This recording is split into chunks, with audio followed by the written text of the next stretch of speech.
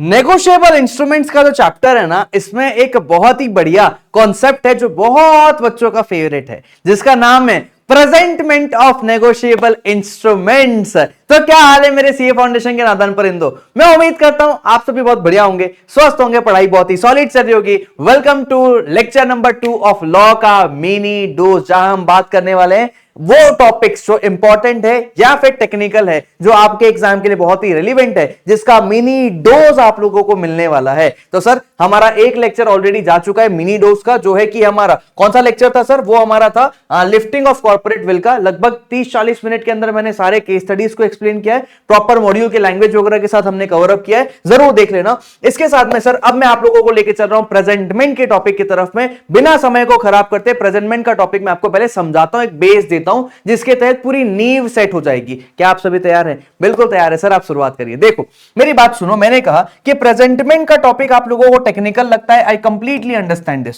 Presentment का topic आप लोगों को थोड़ा कम समझता है, बट इस वीडियो में मैं पूरी कोशिश करूंगा कि आपको मैं इतने आसान तरीके से समझा दूं कि भैया बाद में कभी दूसरा प्रेजेंटमेंट को लेकर कुछ डाउट ना रह जाए मन में। सुनो मेरी बात को, प्रेजेंटमेंट का मतलब क्या होता है? नेगोशिएबल इंस्ट्रूमेंट्स में हम जानते हैं कि नेगोशिएबल इंस्ट्रूमेंट्स को तो डिफाइन नहीं किया गया है, बट 3 प्रकार के नेगोशिएबल इंस्ट्रूमेंट्स होते हैं, bill of exchange, promissory note और चेक। अब देखो promissory note, bill of exchange और चेक के केस में प्रॉमिसरी नोट में मेकर जो है वो बिल प्रॉमिसरी नोट बनाता है, बोलता है मैं वादा करता हूं मैं फलाना अमाउंट दूंगा, इतने दिन के बाद दूंगा, इसको दूंगा या इसके ऑर्डर को दूंगा। मेकर प्रॉमिसरी नोट बनाता है। अरे मेकर का नाम हम ले लेते हैं राजू। राजू ने प्रॉमिसरी नोट बनाया है और चिट्ठी किसी और को दी है। ड्यू डेट आने पे वो चिट्ठी लेके आएगा, राजू को दिखाएगा, देख राजू तूने चिट्ठी में साइन करके दिया था कि पैसा ले लेना, देख तेरी चिट्ठी, देख तेरा साइन, दे, चल पैसा दे। This is called presentment. Presentment का मतलब समझ में आया कि भैया तुम जाते हो ड्यू डेट में, बोलते हो ए भाई पैसा दे, पैसा चल, तूने साइन किया था, पैसा निकाल। दैट इज कॉल्ड प्रेजेंटमेंट करना। बिल ऑफ एक्सचेंज के केस में ड्रॉवर जो है ड्रॉई को ऑर्डर देता है कि ड्रॉई तू पैसा दे देना पेई को। क्या मैं सही कह रहा हूं? बिल्कुल आप सही कह रहे हैं सर। तो ड्रॉई को ऑर्डर दिया गया, ड्रॉई को भी तो एक्सेप्टेंस देना है। ड्रॉई को तू ऑर्डर देगा, ड्रॉई क्या घर का नौकर है जो तेरी बात मानेगा? नहीं भैया, हम जाएंगे उससे अप्रूवल लेंगे, चल एक्सेप्ट कर। ड्रॉई को बोलेंगे तू एक्सेप्ट कर कि तू रेडी है पैसा देने के लिए। पहले तो हम लेके जाएंगे, प्रेजेंट करेंगे, ले इस चिट्ठी को, एक्सेप्ट कर कि तू पेई को पैसा देगा। पहले उसको एक्सेप्ट करना है। अच्छा, बाद में जाएंगे और उसके पास जाएंगे पेमेंट लेने के लिए। ले भाई ड्रॉई, तूने जो है ना पेमेंट देने की बात कही थी, तूने एक्सेप्टेंस दिया था, तेरे को ऑर्डर दिया गया था और तूने बोला था हाँ हाँ मैं पैसा दे दूंगा, चलो पैसा निकालो। मतलब यहां पे पहले उसके पास जा रहे हैं एक्सेप्ट कर, बाद में जाएंगे उसको भैया पेमेंट मांगने के लिए। बढ़िया। और चेक के केस में हम बैंकर के पास जाते हैं, बैंक को बोलते हैं ओ भाई बैंक, ये लो आपका चेक, आपका चेक ड्रॉवर ने मुझे फाड़ के दिया है, आप मुझे इसका पैसा दो। तो मतलब सर कुल मिला के आप प्रेजेंटमेंट का मतलब यह कहना चाहते हो कि जो इंस्ट्रूमेंट बनाया गया है वो इंस्ट्रूमेंट को हम प्रेजेंट करते हैं, या तो एक्सेप्टेंस लेने के लिए कि ठीक है पैसा दे दूंगा, या तो भैया हम उसको प्रूफ दिखा रहे हैं, ले भाई तूने साइन किया है, चल पैसा निकाल। ये होता है हमारा प्रेजेंटमेंट का मतलब। करेक्ट। तो सर आप इन शॉर्ट ये बोल रहे हो प्रेजेंटमेंट 2 प्रकार के होते हैं? बिल्कुल सही। प्रेजेंटमेंट होता है 2 प्रकार का, एक होता है प्रेजेंटमेंट फॉर एक्सेप्टेंस, दूसरा होता है प्रेजेंटमेंट फॉर पेमेंट। मतलब हम एक्सेप्ट कराने जा रहे हैं बिल ऑफ एक्सचेंज के केस में, और हम पेमेंट लेने जा रहे हैं प्रॉमिसरी नोट में, बिल ऑफ एक्सचेंज में, और हमारे चेक के केस में। हम जाते हैं भैया डॉक्यूमेंट दिखाते हैं और हम बोलते हैं कि चलो चलो पैसा निकालो। अब यहां पे प्रेजेंटमेंट में एक शब्द आप लोगों को और रूबरू होना रहेगा, जिसको बोलते हैं साइट। साइट का मतलब होता है दिखाना। क्या मतलब होता है? दिखाना। फॉर एन एग्जाम्पल, मैंने बोला कि मैं आपको 3 महीने बाद इंस्ट्रूमेंट दूंगा, 3 महीने बाद जो है ना आपको मैं क्या दूंगा? पेमेंट दूंगा। 3 महीना कब से? जिस दिन आप इंस्ट्रूमेंट लाके दिखाओगे, मतलब मुझे दिखाओगे, मतलब साइट कराओगे। मुझे ये इंस्ट्रूमेंट जिस दिन दिखाओगे ना, उसके 3 महीने के बाद मैं आपको पैसा दूंगा। बस ये छोटी मोटी बेसिक चीजें थी जो प्रेजेंटमेंट के टॉपिक को शुरुआत करने से पहले मुझे आप लोगों को समझाना था। अब सर अपन स्टार्ट करते हैं, प्रेजेंटमेंट ऑफ एक्सेप्टेंस क्या होता है और प्रेजेंटमेंट फॉर पेमेंट में क्या क्या चीजें आने वाली है उसको शुरुआत करते हैं। देखो मेरी बात सुनना, सबसे पहले आता है सेक्शन नंबर हमारा 61। प्रेजेंटमेंट फॉर एक्सेप्टेंस की बात हो रही है। किसकी? एक्सेप्टेंस। एक्सेप्टेंस का मतलब क्या हुआ? एक्सेप्टेंस का मतलब हुआ कि बिल ऑफ एक्सचेंज फाड़ दिया है ड्रॉवर ने, मतलब कि मैंने अपना बिल ऑफ एक्सचेंज फाड़ा है। मैं जो है रमेश को ऑर्डर दे रहा हूं, ए भाई रमेश तू जो है ना सोहन को पैसा दे देना। रमेश को मैं ऑर्डर दे रहा हूं कि तू सोहन को पैसा दे देना। मैं हूं ड्रॉवर, रमेश है ड्रॉई, सोहन है हमारा पेई, करेक्ट, बिल्कुल सही है, हाँ सर। अब रमेश जो है ना, रमेश पैसा देगा सोहन को, लेकिन मुझे जाके अप्रूवल लेना पड़ेगा ना। निकेश जो है इंस्ट्रूमेंट बनाएगा, रमेश से अप्रूवल लेगा, तब तो जाके पैसा देगा सोहन को, बिल्कुल करेक्ट बात है सर। तो सर आपने जो कहा एक बार बना दो। निकेश जो है हमारा ड्रॉवर है, निकेश ने रमेश को ऑर्डर दिया कि रमेश भाई आप सोहन को पैसा दे देना, राइट। तो यहां पे सोहन जो है हमारा ड्रॉई है, जैसे ही वो एक्सेप्ट कर लेगा वो बन जाएगा एक्सेप्टर, और सोहन जो है वो क्या बन जाएगा, पेई बन जाएगा। ड्यू डेट में सोहन के जाएगा रमेश के पास और बोलेगा चलो चलो पैसा निकालो, तुमने एक्सेप्ट किया था, चलो भैया पैसा निकालो। अच्छा, तो एक बात बताओ, मैंने प्रॉमिसरी नोट, सॉरी मैंने बिल ऑफ एक्सचेंज जो है बना के रख लिया, बिल ऑफ एक्सचेंज बनाया, मैंने क्या बोला, आई ऑर्डर रमेश कि भैया तू पैसा दे देना सोहन को। ये चीज मैं एक्सेप्टेंस कराने जाऊंगा कि नहीं? बिल्कुल आप जाओगे सर। आप रमेश के पास कब जाओगे? मैं जब बिल ऑफ एक्सचेंज बना के बैठा हूं तो भैया मेरे को एक्सेप्टेंस लेने जाना रहेगा या एक्सेप्टेंस की चिट्ठी भेजना रहेगा, मैं कब भेजूंगा? तुरंत, ये 6 महीने बाद या 1 साल बाद? अरे रीजनेबल टाइम के अंदर भेजूंगा ना, क्या बना के रखा रहूंगा? The answer is no. मैंने अगर इंस्ट्रूमेंट बनाया है तो मैं एक्सेप्टेंस इसके पास कब जाके लूंगा? इंस्ट्रूमेंट बनते ही रीजनेबल टाइम के अंदर इसके पास जाऊंगा और बोलूंगा चल भाई एक्सेप्ट कर। That is called presentment for acceptance. जहां पे आता है सर, कहानी यहां पे हो गया कि bill of exchange payable after site, मतलब जब दिखाओगे तब उसके बाद आपको पैसा मिलेगा। अच्छा, मस्ट बी प्रेजेंटेड ड्रॉई को, मतलब कि रमेश को प्रेजेंट किया जाएगा, किस लिए? For acceptance. ए भाई रमेश चल एक्सेप्ट कर। कब तक करेंगे हम, कब तक जाएंगे उसके पास कि चल एक्सेप्ट कर? रीजनेबल टाइम के अंदर। तो बोला गया कि बाय अ पर्सन जो एंटाइटल टू है डिमांड एक्सेप्टेंस, मतलब हमारे एग्जांपल के तहत पे निकेश, निकेश जाएगा रमेश के पास, एक्सेप्टेंस लेके आएगा। तो निकेश जो है एक्सेप्टेंस कब लेगा? रीजनेबल टाइम के अंदर लेगा, within after it is drawn.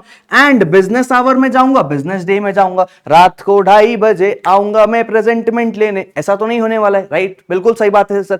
तो यहां पे मैं रीजनेबल टाइम पे जाऊंगा और बिजनेस आवर में जाऊंगा, बिजनेस डे में जाऊंगा, जब भी मैंने इंस्ट्रूमेंट बना दिया उसके बाद। बढ़िया।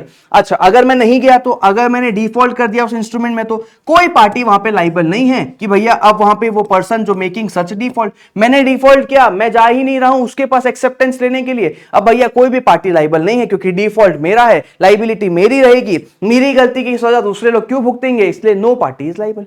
बढ़िया। और बिल जो हमारा है डिसऑनर हो जाएगा। अच्छा सर, यहां पे ना एक बात मैं आपको और बताता हूं, यहां पे ना कुछ ब्रैकेट्स वगैरह दिए गए हैं जो इंस्टीट्यूट ने दिया है, उससे ना कॉम्प्लिकेट हो जाती है चीजें। मैंने ब्रैकेट्स को हटा के तुमको बहुत इजी तरीके में समझाया है कि प्रेजेंटमेंट फॉर एक्सेप्टेंस होता क्या है। अब मैं तुमको ब्रैकेट्स भी दिखा देता हूं। ब्रैकेट्स में क्या बोला जा रहा है कि एक बिल ऑफ एक्सचेंज पेएबल है आफ्टर साइट, अगर कोई टाइम या प्लेस स्पेसिफाइड नहीं है कि कहां प्रेजेंट करना है, ना वक्त पता ना जगह पता है ना, तो उसको हमको प्रेजेंट करना होगा ड्रॉई को एक्सेप्टेंस के लिए। अगर वो मिल जाता है रीजनेबल सर्च में, वहां आपको प्रेजेंट करना होगा।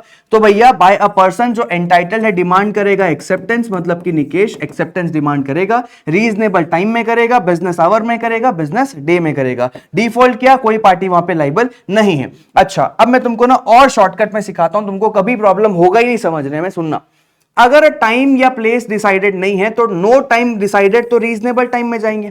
अगर रीजनेबल टाइम क्यों आया? क्योंकि टाइम डिसाइडेड नहीं है। अगर पहले से पता होता कि भैया मेरे को इस दिन आना प्रेजेंट करना, तो प्रॉब्लम सॉल्व थी। टाइम नहीं पता मतलब रीजनेबल टाइम। जगह नहीं पता तो तुम कहां जाओगे उसको प्रेजेंट करने के लिए? जहां पे वो आमतौर पर मिल जाता है।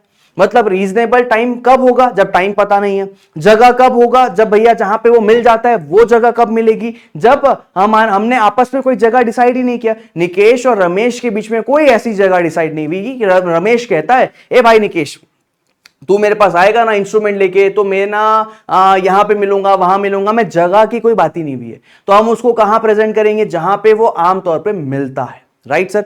अब दोबारा पढ़ लो, बिल ऑफ एक्सचेंज पेएबल है आफ्टर साइट, कोई टाइम और जगह डिसाइडेड नहीं है, और यहां पे बाय अ पर्सन जो एंटाइटल्ड है डिमांड करेगा एक्सेप्टेंस, वो प्रेजेंट करेगा उसको, है ना, जो पर्सन एंटाइटल्ड है वो प्रेजेंट करेगा रीजनेबल टाइम पे, जहां पे वो मिल जाता है वहां पे प्रेजेंट करेगा, बिजनेस आवर में करेगा, बिजनेस डे में करेगा। डिफॉल्ट क्या? कोई पार्टी लाइबल नहीं है। डन है सर। 61 समझ में आया पूरी तरह से? अच्छा, फिर मैं बोलता हूं कि अगर मेरे को ड्रॉई मिल ही नहीं रहा तो ढूंढूं कहां तुझे मैं, ओ भाई ढूंढूं कहां तुझे मैं, मिल ही नहीं रहा है। हम ढूंढ ढूंढ के थक गए, ड्रॉई मिल ही नहीं रहा है, क्योंकि यहां क्या लिखा है, यहां साफ साफ लिखा है जहां पे वो मिल सकता है, if he can after reasonable search B found, जहां वो मिलेगा वहां जाके प्रेजेंट करो। नहीं मिल रहा है तो भैया इन दैट केस बोला जा रहा है आप लोगों को, अगर ड्रॉई can not be found after reasonable search तो बिल यहां पे डिसऑनर हो जाता है, बिल यहां पे डिसऑनर हो जाता है। आया सर समझ में? बढ़िया। फिर आगे कहा जा रहा है कि अगर बिल डायरेक्टेड था ड्रॉई को कि एक पर्टिकुलर प्लेस में आके मिलना, वहीं पे प्रेजेंट करना, फॉर एन एग्जांपल ताजमहल, कि आप आना, मैं ताजमहल के सामने बैठा रहता हूं, वहीं पे मेरे को इंस्ट्रूमेंट दिखाना, मैं एक्सेप्टेंस दे दूंगा। अगर कोई स्पेसिफाइड जगह निर्धारित थी तो उसको प्रेजेंट करना होगा उसी प्लेस में, एट दैट प्लेस। और अगर एट द ड्यू डेट, जिस दिन प्रेजेंटमेंट की बारी आ रही है, ड्यू डेट पे वो मिल नहीं रहा है, he can not after reasonable search be found, bill क्या हो जाता है, डिसऑनर हो जाता है। कि बोला था भाई ताजमहल में आना, 10 तारीख को आना, शाम को 5 बजे आना, मैं गया हूं, मैं बहुत ढूंढ रहा हूं, रीजनेबल सर्च कर रहा हूं, मिल ही नहीं रहा है, तो भैया बिल डिसऑनर हो जाता है, कोई दिक्कत की बात नहीं है। आया समझ में? अच्छा, तो अब एक बात बताओ, जमाना इतना एडवांस हो गया है, क्या मैं उससे साइन कराने निकेश रमेश के पास जाएगा, प्रॉपर साइन कराएगा, बहुत टाइम नहीं लगेगा क्या यार? बहुत टाइम लगेगा, इस चीज में माथापच्ची होगी, वो अलग। बिल्कुल सर, एक काम करता हूं, चिट्ठी दे देता हूं ना, वो उसको मैंने लेटर बनाया कि भाई रमेश तू ना सोहन को पैसा दे देना, एक चिट्ठी बनाता हूं, चिट्ठी देके रमेश को बोलता हूं, रमेश तू ना सोहन को पैसा दे देना। मतलब सर चिट्ठी के तहत अगर मैंने उसको संदेशा भेज दिया तो यह माना जाएगा कि मैंने प्रेजेंटमेंट कर दिया है, मैंने प्रेजेंटमेंट कर दिया है। This is a shortcut. अच्छा, शॉर्टकट ये है क्या? तो बोला गया जहां पे ऑथोराइज किया जा रहा है एग्रीमेंट में, कि निकेश और रमेश के बीच एग्रीमेंट हो गया, या फिर यूसेज बिजनेस करने का आमतौर पे वही तरीका है, परंपरा है ना, तो प्रेजेंटमेंट जो होता है ना वो हम पोस्ट ऑफिस के तहत भी कर सकते हैं, बाय अ रजिस्टर्ड लेटर। ये सफिशिएंट माना जाता है कि हमने पोस्ट ऑफिस के तहत रजिस्टर्ड लेटर वगैरह डाल दिया तो भी प्रेजेंटमेंट कर दिया। इसका मतलब मैंने यहां पे लिख दिया, अगर पार्टीज ने अग्री कर लिया या ये कस्टम है बिजनेस का,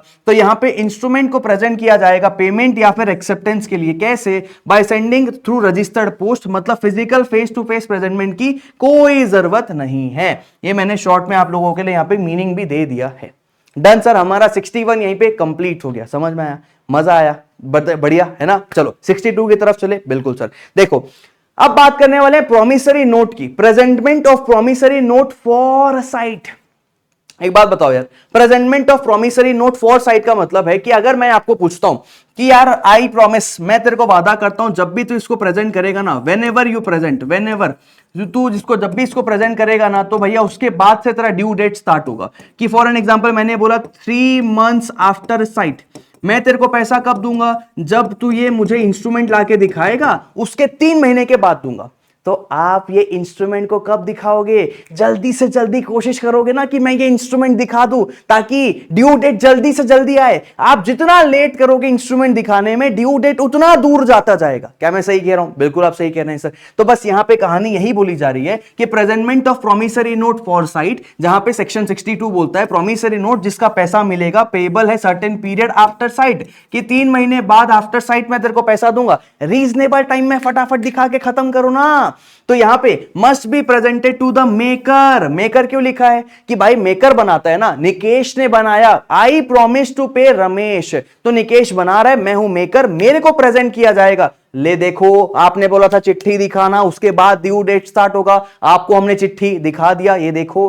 तो यहां पे presented to the maker thereof for sight by a person जो डिमांड करेगा payment within a reasonable time after it is made, and business hour में, बिजनेस डे में किया जाएगा। डिफॉल्ट किया, कोई पार्टी लाइबल नहीं है। जैसा हमारा 61 में था, बाकी चीजें तो सेम है। वहां एक्सेप्टेंस की बात हो रही थी, यहां पे प्रेजेंटमेंट की बात हो रही है पेमेंट के लिए। बट वहां पे भी ये चीज थी कि भैया वो अगर रीजनेबल सर्च करने पे भी नहीं मिला तो बिल डिसऑनर हो जाएगा। यहां पे भी वही चीज मिलेगी कि प्रोमिसरी नोट पेबल है सर्टेन पीरियड में आफ्टर साइट, वो प्रेजेंट होगा मेकर को फॉर साइट। अगर वो आफ्टर रीजनेबल सर्च मिल गया तो वहां प्रेजेंट कर दो बाय अ पर्सन जो एंटाइटल्ड है, डिमांड करेगा पेमेंट को, रीजनेबल टाइम के अंदर करना, बिजनेस आवर बिजनेस डे में करना। डिफॉल्ट किया, कोई पार्टी यहां पे लाइबल नहीं है। 62 स्वाहा, 61 62 हमारा हो ही गया सर, है ना। समझ में आया क्या? बढ़िया तरीके से। अब बाकी थोड़ा सा ना हमारा मोमेंटम बन गया, फ्लो बन गया, सुनते जाओ बस। देखो एक बात बताना, अब मैं तुमको 63 की तरफ लेके जा रहा हूं कि निकेश बोलता है रमेश को, ए भाई रमेश पैसा दे देना। एनके ने बोला रमेश को, रमेश बाबू, ओ रमेश बाबू आप क्या जानो एक चुटकी सिंदूर की कीमत नहीं। निकेश कह रहा है रमेश को कि आप पैसे दे देना। किसको? आप पैसे दे देना हमारे सोहन को। अब जब मैं गया रमेश के पास इंस्ट्रूमेंट लेके कि भाई एक्सेप्ट कर, पैसा देने एक्सेप्ट कर, रमेश बोल रहा है जनाब थोड़ा समय दो, थोड़ा टाइम तो दो यार हमको, मैं सोचूं तो सही एक्सेप्ट करना है कि नहीं करना है, मुझे थोड़ा टाइम तो सोचने का, क्योंकि एक बार मैंने जो हाँ कर दी तुम तो मेरा गला लेके चढ़ जाओगे कि भैया आप चलो चलो पैसा निकालो। तो यहां पे मुझे टाइम देना पड़ेगा रमेश को। कितना टाइम? 48 आवर्स, 48 घंटे का समय मुझे उसको देना पड़ता है, exclusive of public holiday. Public holiday को छोड़ के 48 घंटे देना है। तुम लोग तो अकाउंट्स के स्टूडेंट्स हो यार, मेरे से ज्यादा अच्छा अकाउंट जानते होंगे। Even if I am a chartered accountant, क्या फर्क पड़ता है, लेटेस्ट नॉलेज तो तुम्हारे पास है। इन डेस वगैरह तुम आगे जाके फाइनल में पढ़ने वाले हो, हम तो भिड़े भाई जमाने वाला सीए है, तुम ज्यादा होशियार हो। तुमको तो पता है कि आवर्स बोला है तो भैया 1 बजे टाइम स्टार्ट हुआ तो 1 बजे ही खत्म होगा 24 घंटा। डे बोला है तो 12 बजते ही happy birthday to you start हो जाता है, राइट सर। तो यहां पे बोला गया कि देखो 63 बात करता है ड्रॉई का टाइम फॉर डिलीबरेशन, मतलब कि अगर होल्डर जो है ना, holder must if so required by the ड्रॉई, है ना, of a bill of exchange, कि भैया बिल ऑफ एक्सचेंज में जो है ना ड्रॉई को टाइम चाहिए बिल ऑफ एक्सचेंज के केस में, presented to the him for acceptance. जैसे ही मैंने उसको एक्सेप्टेंस के लिए मांगा तो बोला जा रहा है उसको अलाउ करना पड़ेगा 48 आवर्स। कितने घंटे? 48 आवर्स अलाउ करना पड़ेगा, एक्सक्लूसिव ऑफ पब्लिक हॉलीडेज, की वो कंसिडर करे उसको एक्सेप्ट करना है या रिजेक्ट करना है। इस पे एग्जाम में अभी तक इंस्टीट्यूट ने सवाल तो नहीं दिया है, लेकिन एक सवाल एमटीपी वगैरह में आया है कि भैया मैं जो है ना इंस्ट्रूमेंट को प्रेजेंट करने जाता हूं 14 अगस्त को 3 बजे। अब सामने वाला जो है टाइम मांग रहा है एक्सेप्टेंस करने का, तो मैंने उसको टाइम दिया, उसका टाइम कब खत्म होगा? उसका टाइम 14 अगस्त को दिया था 3 बजे, तो 15 अगस्त 3 बजे और 16 अगस्त 3 बजे। 16 अगस्त 3 बजे अगर उसका टाइम खत्म होगा तो क्या ये आंसर सही है? द आंसर इज नो, ये आंसर गलत है। उसका 3 बजे का जो 48 घंटे का जो समय है वो खत्म होगा 17 अगस्त दोपहर 3 बजे। क्यों? क्योंकि 48 घंटे बोला है एक्सक्लूसिव ऑफ पब्लिक हॉलीडे, और 15 अगस्त गांधी जयंती, 26 जनवरी, ये सब पब्लिक हॉलीडेज होते हैं।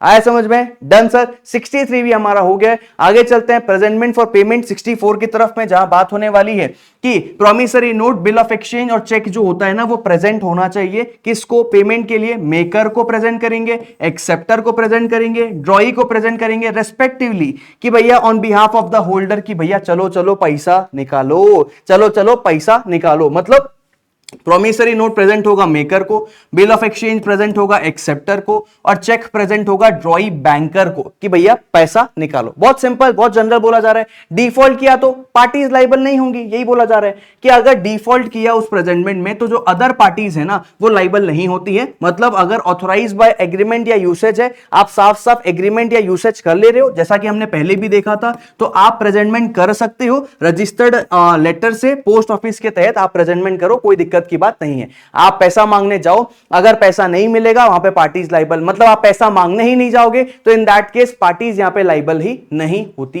है। क्या तुमको बात समझ में आया? हाँ जी सर। अच्छा एक बात बताना, मैं तुमको एक सवाल पूछता हूं कि मैंने आपको लिख के दिया कि मैं तेरे को वादा करता हूं मैं तेरे को पैसा दूंगा। एनके ने रमेश को बोला आई प्रॉमिस टू पे, है ना, आई प्रॉमिस टू पे, I will pay you whenever you want, जब डिमांड करेगा तब दे दूंगा। अगर मैंने रमेश को यह बात बोला कि जब डिमांड करेगा तब पैसा दे दूंगा, ना कोई टाइम बताया ना कोई जगह बताया, मुफ्त एकदम बोल रहा हूं, जब पैसा मांगेगा ना पैसे का दिक्कत नहीं है, तुरंत दे दूंगा। क्या यहां ये फॉर्मेलिटी निभाने की जरूरत है कि रमेश आए, ये ले निकेश तूने वादा किया था पैसा दे, ये इंस्ट्रूमेंट दिखाए? The answer is no. Law बोलता है प्रेजेंटमेंट क्यों जरूरी है? ताकि चार्ज बैठाना है, ताकि ये प्रूफ करना है कि देख तेरे सिग्नेचर पे तूने बोला था कि मैं पैसा दूंगा। प्रेजेंटमेंट इसलिए जरूरी है, प्रेजेंटमेंट जरूरी है ताकि भैया यहां पे चार्ज किया जा सके सामने वाली पार्टी को। लेकिन मैं तो एकदम जो है खुले मुंह बोल रहा हूं, जब बोले, जहां बोले, जैसा बोले पैसा दूंगा, कोई टाइम नहीं, कोई डिमांड नहीं, कोई मतलब यहां पे जो है ना तेरे डिमांड पे तेरे को पैसा दूंगा, कोई टाइम नहीं, कोई जगह नहीं, कुछ नहीं। तो वहां पे प्रेजेंटमेंट की जरूरत भी नहीं होती है, क्योंकि यहां पे लॉ अननेसेसरी चीजों को अवॉइड करता है। तो बस ये बोला गया, एक्सेप्शन के तहत बोला जा रहा है कि अगर प्रॉमिसरी नोट है, मतलब मैंने जो वादा किया रमेश को, मैं वादा कर रहा हूं रमेश को कि भाई प्रॉमिसरी नोट पेबल है, ऑन डिमांड है, मतलब जब मांगेगा ना तब दे दूंगा। And is not payable at specified place, मैंने कोई जगह नहीं बताया, कोई टाइम वगैरह बताया नहीं है, तो no presentment is necessary in order to charge the maker. मतलब निकेश को चार्ज करने के लिए कोई वहां पे फॉर्मेलिटी की जरूरत ही नहीं कि तू आए इंस्ट्रूमेंट दिखाए, क्योंकि मैं इररिस्पॉन्सिबल तरीके से बोल रहा हूं, जब मांगेगा जहां मांगेगा जैसा मांगेगा दे दूंगा। प्रेजेंटमेंट की वहां जरूरत भी नहीं होती मुझे चार्ज करने के लिए। मुझे चार्ज करने के लिए मतलब मेरे पे केस करने के लिए भाई, मेरे पे सू करने के लिए, मेरे पे कोर्ट में जाने के लिए, मुझे लाइबल बनाने के लिए, क्योंकि प्रेजेंटमेंट से सामने वाला लाइबल बनता है। तुमने प्रेजेंटमेंट किया नहीं, चिट्ठी जाके मांगोगे नहीं, सामने वाला पैसा देगा नहीं। दुनिया ऐसी ही चलती है, तुम भी जानते हो ये बात, है ना। अगर मुझे किसी को, मैं मेरा एग्जांपल क्यों लूं, तुम्हें किसी को पैसा देना है तो जब तक सामने वाला तुम्हारे पास आके पैसा मांगेगा नहीं, तुम सामने से जाके पैसा दे दो। दुनिया में ऐसे लोग बहुत कम बचे हैं। पैसा जाके मांगना पड़ता है तभी जाके पैसा मिलता है। रिचार्ज देख लो, मोबाइल रिचार्ज, बार बार मैसेज आएगा, 3 दिन में रिचार्ज खत्म हो रहा है, खत्म हो रहा है, खत्म हो रहा है, पैसा दो पैसा दो पैसा दो। सामने से अगर वो मांगेगा नहीं, तुम जाके रिचार्ज करोगे ही नहीं। चल रही है गाड़ी, चलने दो, बस वैसा ही है। तो प्रेजेंटमेंट इसलिए जरूरी होता है। तो यहां पे प्रेजेंटमेंट की कोई जरूरत नहीं है।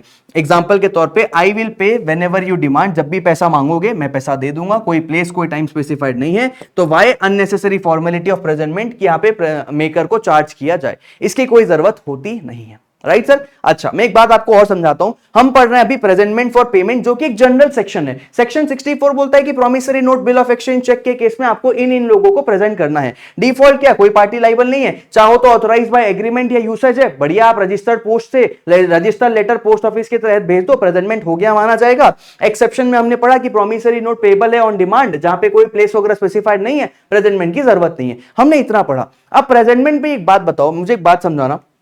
हमने ट्रंकेटेड चेक का कॉन्सेप्ट पढ़ा है। ट्रंकेटेड चेक याद है ना। ट्रंकेटेड चेक में क्या होता है सर, ट्रंकेटेड चेक में हम चेक को स्कैन करते हैं, स्कैन्ड इमेज सामने वाले को भेजते हैं। फॉर एन एग्जांपल, मेरा बैंक है एसबीआई और मैं एसबीआई से पेमेंट दे रहा हूं। सामने वाले रमेश का बैंक है एचडीएफसी।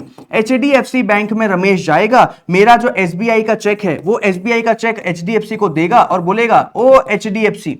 रमेश अपने बैंक में जाएगा ना, रमेश अपने बैंक में जाएगा और बोलेगा कि जाके मेरे लिए पैसा मांग के लाओ निकेश के बैंक से, निकेश का जो एसबीआई का बैंक है उससे जाके मेरे लिए पैसा मांग के लाओ। ये कौन बोलेगा, ये रमेश बोलेगा। अब एचडीएफसी क्या करेगा, इस चेक को स्कैन करेगा। स्कैन्ड इमेज जो है, जैसे ही वो ट्रंकेट हुआ, मतलब स्कैन्ड में आया, वो ट्रंकेटेड चेक जो है किसके पास आएगा, एसबीआई के पास आएगा। मतलब सर आप ये बोल रहे हो एसबीआई के पास अपना इलेक्ट्रॉनिक फॉर्मेट में स्कैन्ड कॉपी आया कि चलो पैसा दो।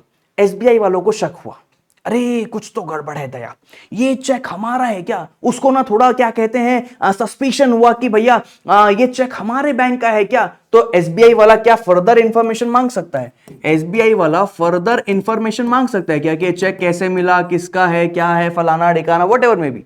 क्या एसबीआई प्रेजेंटमेंट मांग सकता है कि मेरे को और जानकारियां दो, मेरे को थोड़ा शक हो रहा है ये चेक जेन्युइन है कि नहीं है। अच्छा, उसको एसबीआई को अगर शक होता है कि इस चेक में फॉर्जरी हुई है, निकेश का सिग्नेचर फॉर्ज किया गया है, मतलब यहां पे जानबूझ के जो है ना घपलेबाजी हुई है, चेक के साथ टेम्परिंग हुई है, छेड़छाड़ हुई है, अगर इस टाइप का शक एसबीआई को होता है, अपना जब स्कैन्ड इमेज यहां से आता है एचडीएफसी से, तो उसको लगता है कि यार ये चेक में गड़बड़ी है, तो क्या एसबीआई उस चेक को मांग सकता है क्या कि भाई मेरे को जो है ना, मेरे को ये चेक चाहिए, मेरे को ये चेक, मुझे ना ये चेक का प्रेजेंटमेंट करो, मतलब ये चेक मुझे प्रेजेंट करो, पूरा फिजिकली प्रेजेंट करो, मेरे को स्कैन्ड कॉपी से बात नहीं बनेगी, फिजिकल कॉपी लाके दो।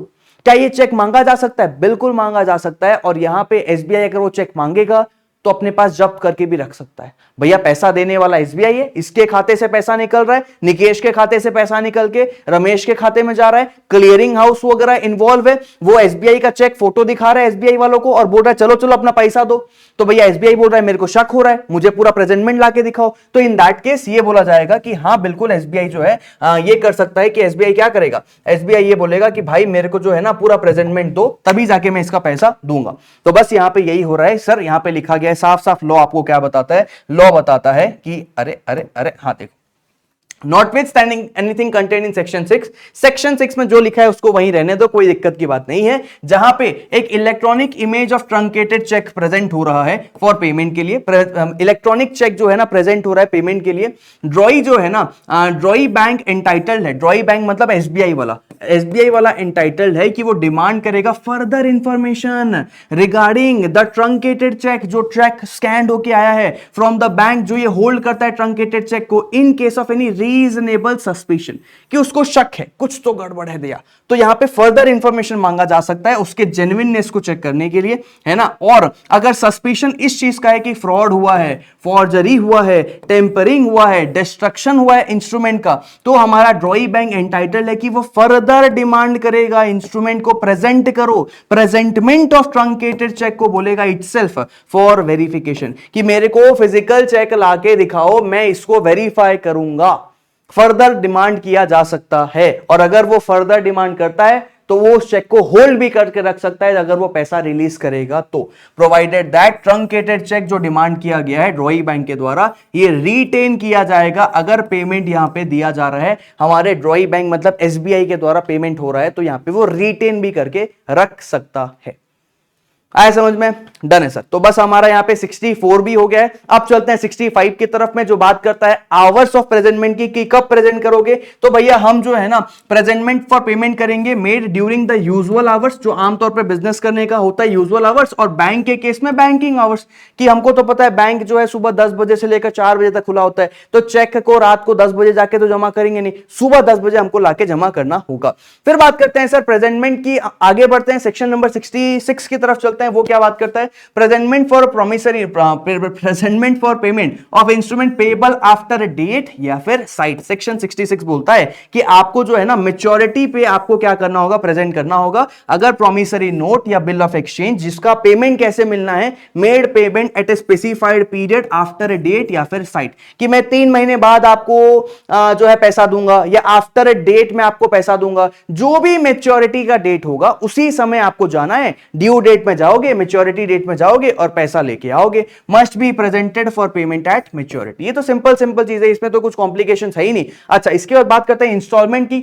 इंस्टॉलमेंट का केस जो है अच्छा केस है, इंस्टीट्यूट ने कभी एग्जाम में सवाल तो नहीं बनाया बट अच्छा केस है। बोला जा रहा है कि presentment for payment of promissory note, कि भैया पैसा मिलना था इंस्टॉलमेंट में, मैंने बोला यार हर 3 महीने में तेरे को 10-10 हजार रुपए दूंगा, मैं कह रहा हूं, मैं वादा कर रहा हूं, लिखित में दे रहा हूं, इंस्टॉलमेंट में पैसा दूंगा, तो आप मुझे वो चिट्ठी लेके मेरे पास कब आओगे, प्रॉमिसरी नोट लेके कब आओगे पैसा मांगने के लिए। तो बोला गया प्रॉमिसरी नोट अगर पेएबल है इंस्टॉलमेंट के तहत तो ये प्रेजेंट किया जाएगा पेमेंट के लिए on the 3rd day after the date fixed, कि भैया अगर मैंने 1 तारीख फिक्स किया था कि हर 1 तारीख को आप पैसा लेने आना, तो आप 1 तारीख को नहीं बल्कि 3 दिन बाद आओगे, यानी कि 4 तारीख को आओगे फॉर पेमेंट लेने के लिए, कि चलो चलो ड्यू डेट आ गया है of each instalment. This is important, हर इंस्टॉलमेंट के लिए आप 3 दिन का ऐड करोगे, क्योंकि ये इंस्ट्रूमेंट जो है ना पेएबल है, टाइम इंस्ट्रूमेंट जैसा लग रहा है, टाइम इंस्ट्रूमेंट है, तो भैया यहां पे ये इंस्ट्रूमेंट जो है ना वो आपको पैसा कब मिलेगा, इसका 3 दिन के बाद। आपको यहां पे मेच्योरिटी डेट के 3 दिन बाद जाना है। 1 तारीख का डेट था, 4 तारीख को प्रेजेंट करना होगा ईच इंस्टॉलमेंट का,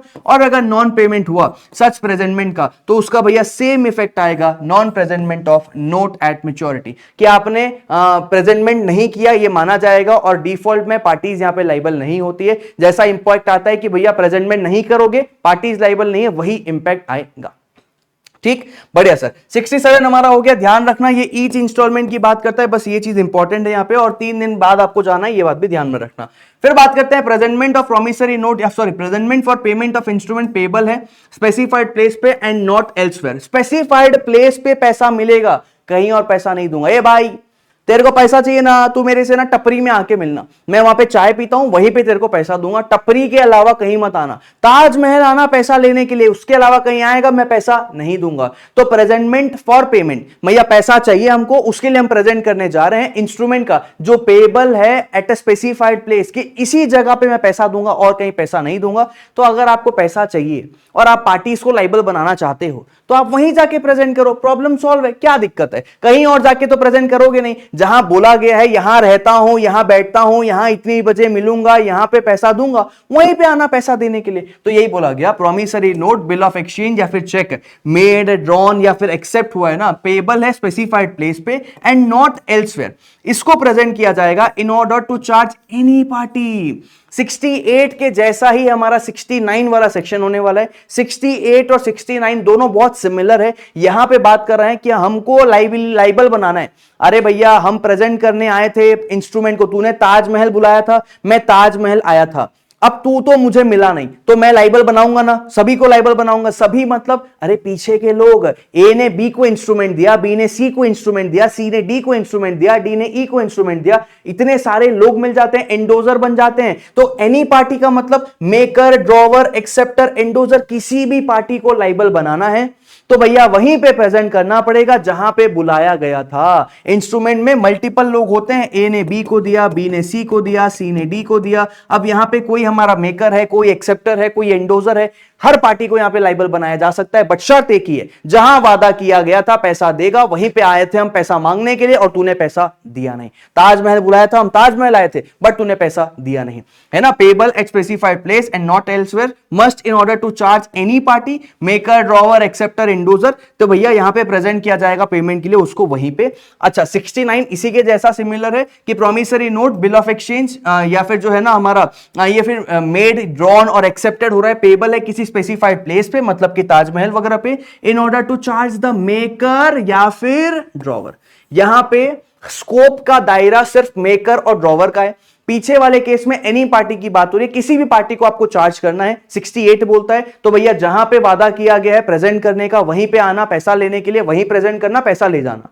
लेकिन आपको अगर भैया मेकर को चार्ज करना है, आपको अगर ड्रॉवर को स्पेसिफिकली लाइबल बनाना है, इन दैट केस वहीं पे जाके इंस्ट्रूमेंट प्रेजेंट करना जहां पे ये प्रेजेंट करने की बात हुई थी।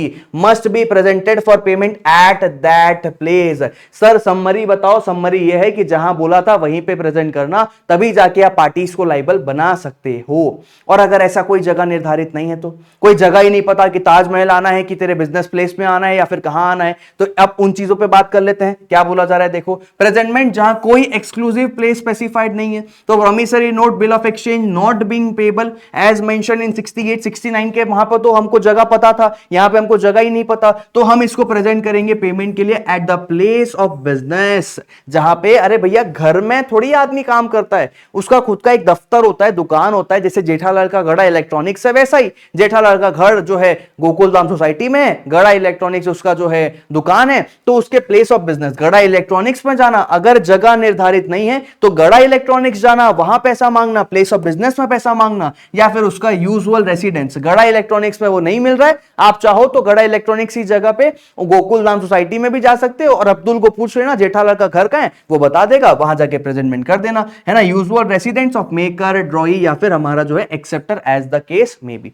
जगह नहीं पता तो प्लेस ऑफ बिजनेस या फिर हमारा यूजुअल रेसिडेंस पे बात कर सकते हो। लेकिन अगर ऐसा कोई है ही नहीं, जेठालाल एकदम लावारिस घूम रहा है, ना उसका घर है ना उसका जो है दुकान है, तो इन दैट केस जेठा जहां आमतौर पे देखा जाता है जलेबी फाफड़ा की दुकान में, वहां जाओ, वहां जाके उसको ढूंढो, वहां जाके आप उसको प्रेजेंट करोगे। वाह जी सर क्या बात कर रहे हो। हाँ जी सर, देखो यही बोला गया कि जहां पे प्रेजेंटमेंट, जहां मेकर एक्सेट्रा का कोई नोन प्लेस ऑफ बिजनेस नहीं है ना, कोई रेसिडेंस नहीं है जो पता ही नहीं है हमको, तो मेकर, ड्रॉई या एक्सेप्टर नेगोशिएबल इंस्ट्रूमेंट का कोई नोन प्लेस ऑफ बिजनेस नहीं है, कोई फिक्स रेसिडेंस नहीं है, कोई प्लेस स्पेसिफाइड नहीं है। इन दैट केस हम उसको प्रेजेंट करेंगे, इंस्ट्रूमेंट पैसा मांगेंगे उस पर्सन से wherever he can be found. जहां पे आमतौर पे वो दिखता है, आमतौर पे वो मिलता है, वहीं पे आप जाओ और उसको जो है ना जाके उसके बाद वहीं से आप उससे पैसा मांगोगे।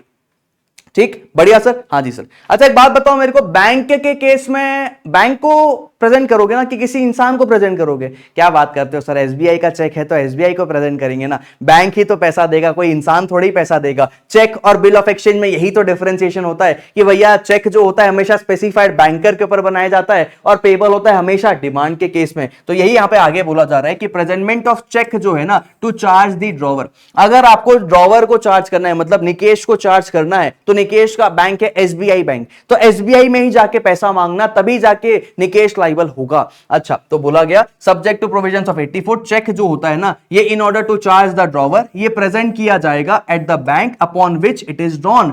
जिस बैंक में ये बनाया गया है उसी बैंक में इसको प्रेजेंट करना है before the relation between the drawer यानी कि एनके यानी कि मैं, ड्रॉवर और मेरा बैंक यानी कि एसबीआई, मेरे और मेरे एसबीआई बैंक के संबंध बिगड़ जाएं उससे पहले आपको क्या करना है, चेक को प्रेजेंट करना है और अपना पैसा लेके निकल जाना है। मेरे और एसबीआई के संबंध बिगड़ जाए मतलब before the drawer and his banker, मतलब निकेश और banker has been altered to the prejudice of the drawer, कि भैया अकाउंट बंद कर दे रहा हूं, या फिर मेरा भैया तूने चेक प्रेजेंट नहीं किया, बैंक का दिवालिया निकल गया, मेरा नुकसान हुआ कि नहीं? भाई मेरा एसबीआई का बैंक है, राइट। अब यहां क्या हो रहा है, मैंने तेरे को चेक फाड़ के दिया, तूने प्रेजेंट किया नहीं, लंबे टाइम तक अपने पास होल्ड करके रख दिया, मेरा एसबीआई का बैंक का दिवालिया निकल गया, बैंक के पास पैसे खत्म हो गए, क्या इसमें मेरा नुकसान हुआ? हां। तो भैया यहां पे रिलेशन, मेरा और मेरे एसबीआई का रिलेशन चेंज होने से पहले तेरे को चेक जमा करना है, एसबीआई में ही जमा करना है, in order to charge the drawer. कि भैया चेक जिसने बनाया है उसको चार्ज करना है, तो उसी के बैंक में जाके जमा करना होगा। कि भैया मेरा पैसा को कोर्ट ने यहां पे चार्ज कर लिया, बैलेंस इनसफिशिएंट हो गया, बैंक इंसॉल्वेंट हो गया। अच्छा, presentment of cheque to charge any other person, जैसा कि आपने 68 और 69 में देखा था सिमिलैरिटी थी, वैसा ही हमारा 72 और 73 में भी सिमिलैरिटी है। बोला जा रहा है cheque must in order to charge any person except the drawer. कि भैया निकेश को छोड़ के किसी और पर्सन को अगर चार्ज करना है ना, तो यहां पे उसको प्रेजेंट करना होगा रीजनेबल टाइम के अंदर आफ्टर डिलीवरी। मतलब कि सपोज करो ए ने चेक बनाया था एसबीआई का, ए ने बी को दिया पैसा लेने के लिए, बी ने उसको सी को एंडोर्स कर दिया, सी ने उसको डी को एंडोर्स कर दिया। अब डी कौन है? डी है होल्डर। डी ने डिले किया प्रेजेंटमेंट, मतलब देखो चेक की वैलिडिटी पीरियड 3 महीने की होती है लीगली, बट आमतौर पे बोला जा रहा है कि भाई चेक को क्या तू आखिरी दिन तक बैठा के रखेगा अपने पास?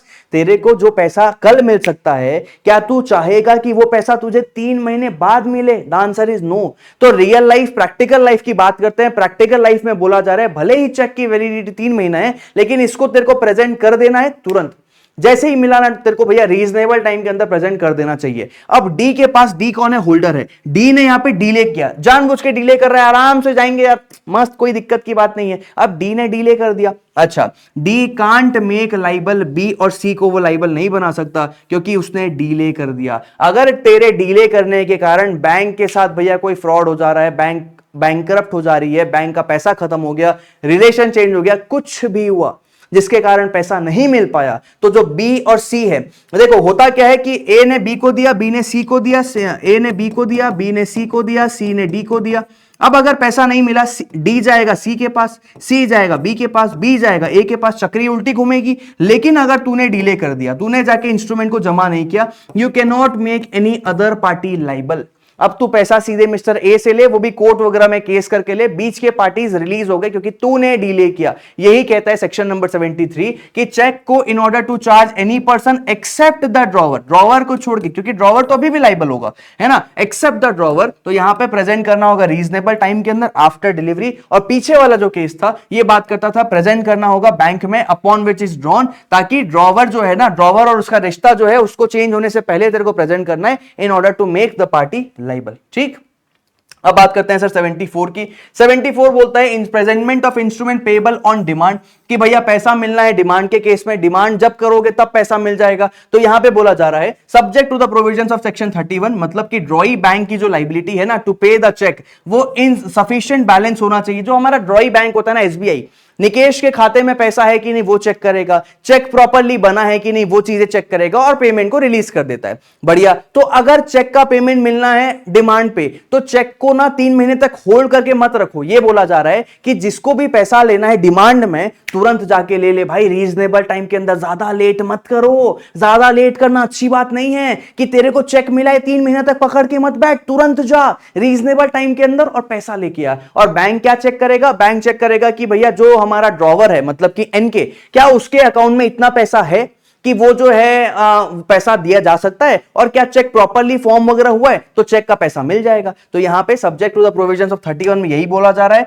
कि चेक प्रॉपर्ली प्रेजेंट वगैरह हुआ है, तो नेगोशिएबल इंस्ट्रूमेंट जिसका पैसा मिलना है डिमांड पे, इसको प्रेजेंट कर देना चाहिए पैसा लेने के लिए रीजनेबल टाइम के अंदर आफ्टर ये रिसीव हुआ है बाय द होल्डर। और अगर डिले हो रहा है इन सर्कमस्टांसेस, ऐसी सर्कमस्टांसेस के कारण डिले हो रहा है कि भैया आप प्रेजेंट नहीं कर पा रहे हो, बाढ़ आ गई है या फिर भैया कोविड आ गया, आप घर से बाहर ही नहीं निकल सकते, तो यहां पे आपको एक्सक्यूज किया गया है, बोला गया है ठीक है कोई बात नहीं, जैसे ही बाढ़ थोड़ा शांत हो जाए, कोविड का वेव थोड़ा खत्म हो जाए, उसके बाद जाके प्रेजेंट कर देना। तो 75A बोलता है excuse for delay in presentment for acceptance या फिर पेमेंट। आप जा रहे हो पेमेंट लेने के लिए, एक्सेप्टेंस लेने के लिए या पेमेंट लेने के लिए, और आपने डिले कर दिया। वैसे आपको चले जाना चाहिए था लेकिन आपने डिले कर दिया। इन that case delay in presentment acceptance के लिए या पेमेंट के लिए ये एक्सक्यूज किया गया है, माफ किया गया है। अगर डिले कॉज हो रहा है ऐसे सर्कमस्टेंसेस के तहत जो beyond the control of the holder है, कि होल्डर चाह के भी एक्सेप्टेंस नहीं मांग सकता, होल्डर चाह के भी पेमेंट नहीं मांग सकता, क्योंकि वो जा ही नहीं सकता, उसके सर्कमस्टेंसेस में चीजें नहीं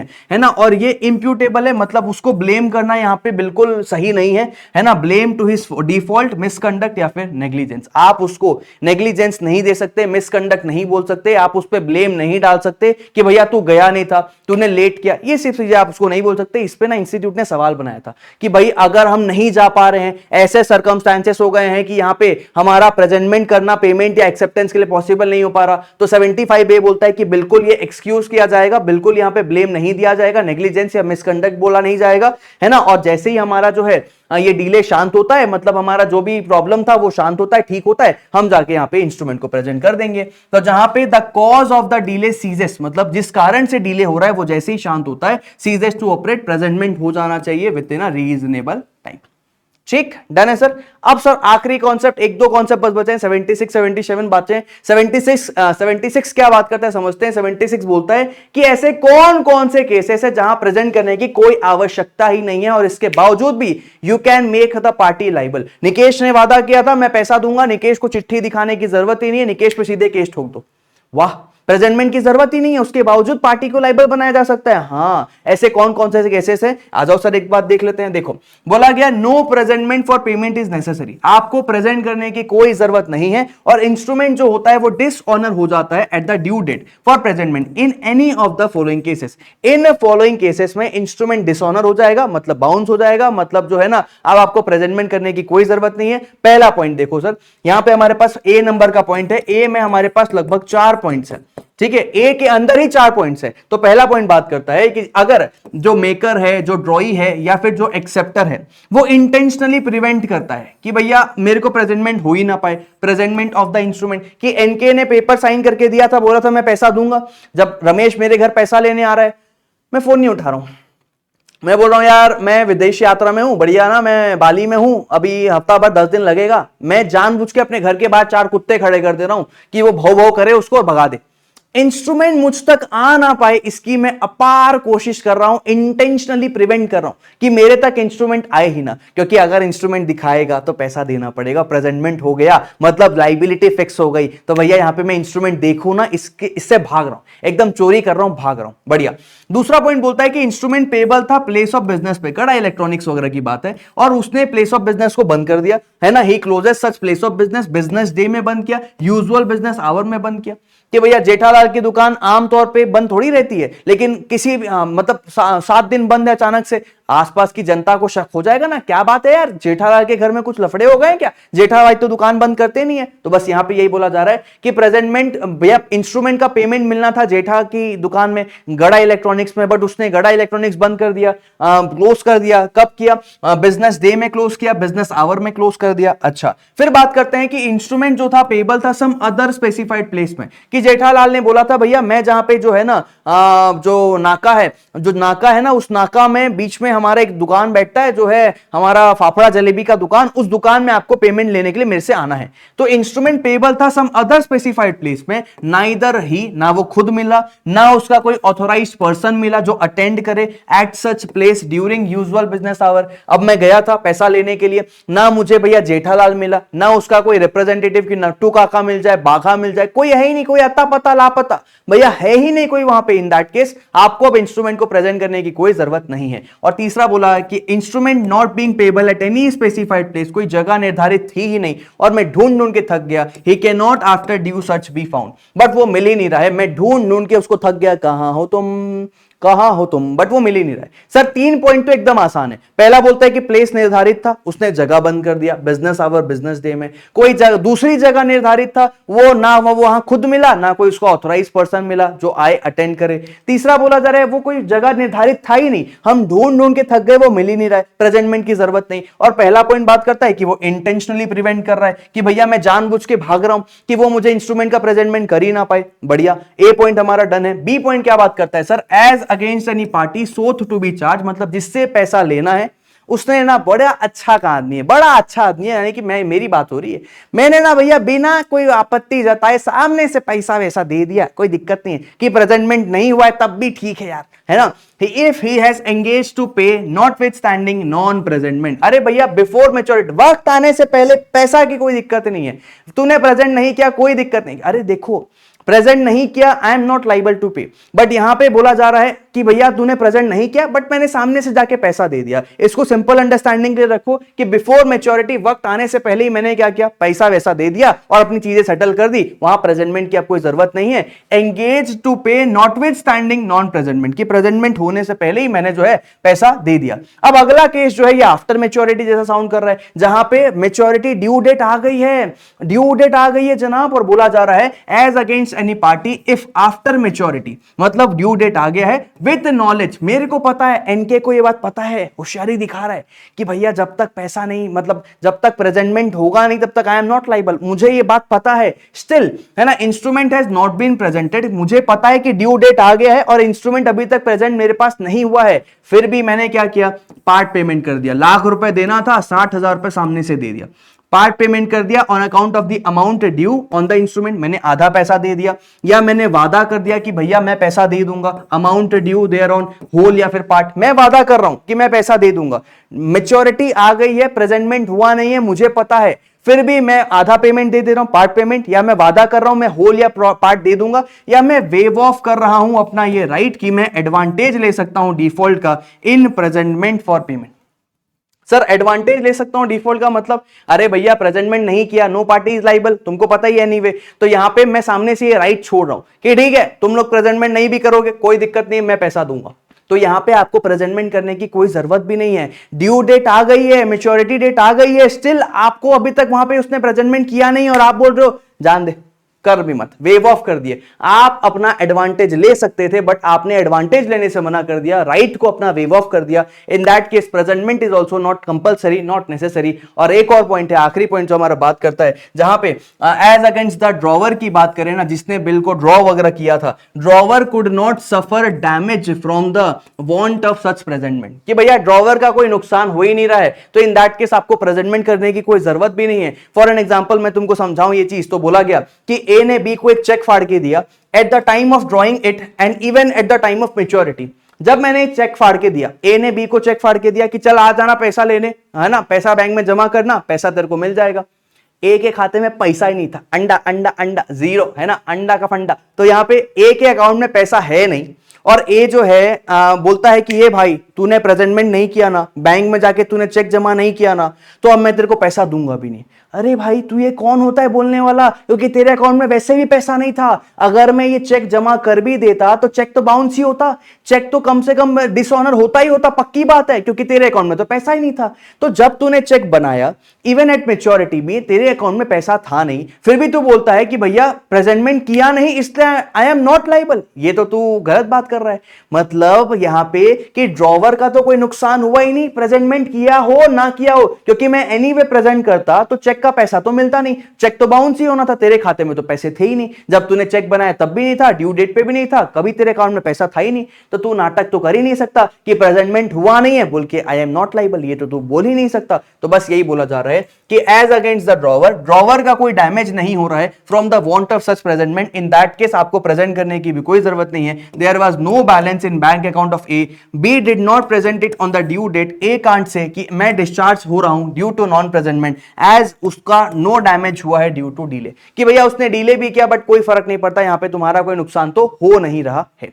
डन सर। इसके बाद हमारा आखिरी सेक्शन बचा है जो कि है सेक्शन नंबर 77, जो बात करता है कि लायबिलिटी क्या रहेगी बैंकर की for negligently dealing with the bill presented. अगर भैया जेठालाल का चेक आता है बैंक के पास में और बैंक की गलती की वजह से जेठा का चेक बाउंस हो गया, जेठा के खाते में पैसे हैं लेकिन बैंक में वो क्लर्क बैठते हैं, वो स्टाफ बैठते हैं, उनकी गलती की वजह से जेठा का चेक बाउंस हो गया, बैंक वाले लाइबल होंगे पैसा देने के लिए। ये चीजें तुम पहले भी पढ़ चुके हो, vindictive damages, exemplary damages, unit number 5 breach of contract अगर तुमको याद हो तो, है ना, जहां पे शादी तोड़ने का वादा फीलिंग वगैरह के साथ खेलने पे आपको कॉम्पेंसेशन देना पड़ता है, और जहां पे बैंकर ने नेग्लिजेंटली डील किया है, तो यहां पे एक बिल ऑफ एक्सचेंज एक्सेप्ट किया गया था, पेबल था स्पेसिफाइड बैंक में, ड्यूली प्रेजेंट किया गया पेमेंट के लिए और डिसऑनर हो गया if the banker so negligently या इम्प्रॉपरली कीप्स या डील्स विद द या delivers back such bill as to the cause of loss to the holder, है ना, he must compensate the holder for such loss.